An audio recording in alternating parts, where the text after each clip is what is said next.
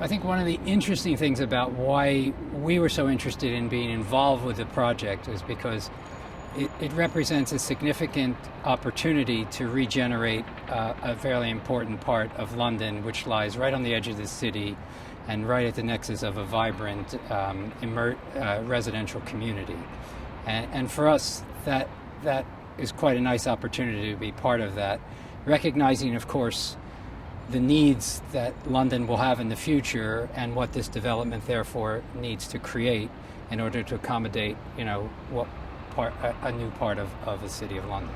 Within the community, I think the scheme will have the potential to bring significant benefits. I mean, obviously, the whole regeneration of the arches and the whole heritage aspect will bring employment opportunities. It'll bring a lot of other cultural and civic opportunities as well.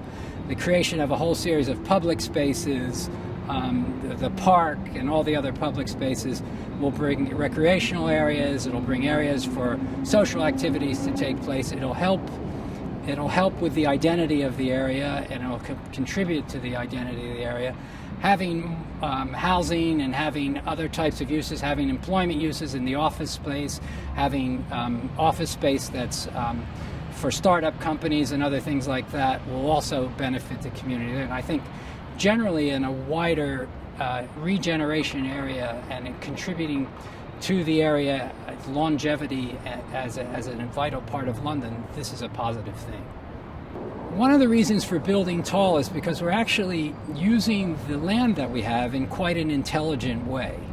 The same amount of housing could spread out over a wider part of the site, but that would mean we'd have less public spaces, less open spaces, less space for community use and other types of leisure and recreational activities.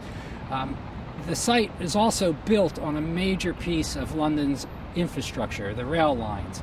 And again, building over them is not an inexpensive thing. It's a challenge we face all over London in order to regenerate sites that are, frankly, quite blighted at the moment. And this is, at the moment, one of those.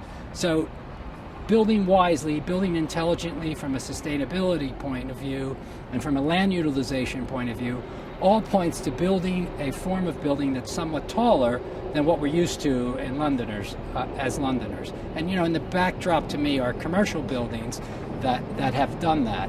And so I think we shouldn't be afraid of building tall in London if the buildings are built wisely.